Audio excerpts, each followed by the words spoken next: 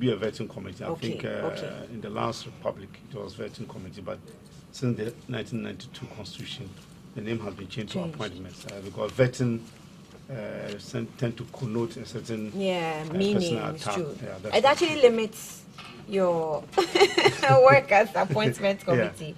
Yeah. So basically, the appointments committee simply is in Parliament to collaborate with the executive to do some kind of screening of presidential nominees who want to take up executive positions in government, whether it's the minister, deputy minister, or in certain cases, certain category of judges who have to come. There was even a novel issue when during the unfortunate death of Professor Mills, where the vice presidential nominee had to appear before the appointments committee in public. That was the very first time in this country's history. Yeah, but basically there are some prescriptions in the Constitution of the Republic that make people qualified to become ministers of state and deputy ministers of state.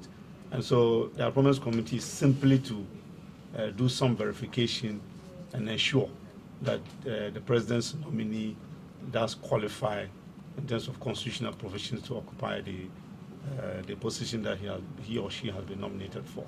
But in doing so, there are also some assessments, maybe about the person's temperament, his technical competence, to what extent can he be interactive, trying to go into the person's ability and capacity as to whether the office can really be overweight for the person or not, and basically will involve questions from A to Z, and depending on how the responses come, the appointments committee make a judgment, and then gives the president an opportunity to swear the individual in as Minister of State. That's the appointments committee's job. Right. Now, before we go into analyzing how the work has gone so far on the committee, we've been watching, we've been with you all the while. The minister, first of all, nominates them. The president. The president, yes, sorry. The president nominates them, and then you submit the list to the House, and then you start working on them. But we were hearing, in fact, you said it on the floor of Parliament. We heard, or we even saw some of the ministers come on the floor, and there was a whole lot of confusion that was being recorded. First of all, take us through the process. When the president appoints them, what must be done, even before the media announces, and what must be done? Well, when the president submits a list to the Honorable Speaker, Right Honorable Speaker, on changes or appointments that he makes to the offices of ministers and deputy ministers, it is now taken through Parliament's own traditional processes, which is inspired by the Constitution of the Republic of Ghana.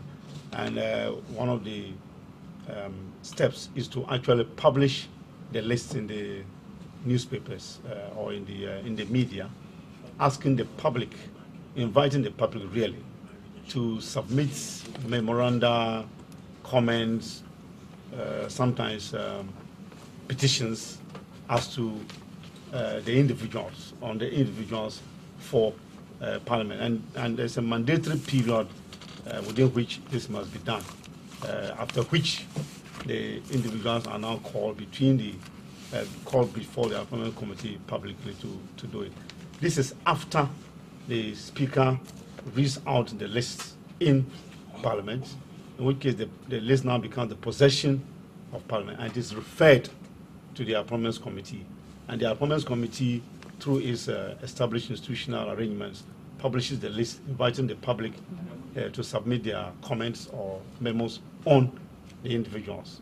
And then the person there's a timetable, that person then appears before the committee to answer certain questions, which all target an assessment of the person as an individual and his or her suitability to occupy the office. After that, a report again is sent back to the House, to plenary, for a discussion. Normally when that happens, there are some votes at the committee level to assess the person. Yeah. It means you admit that there were some challenges, Ms. Ibusan. What I want to say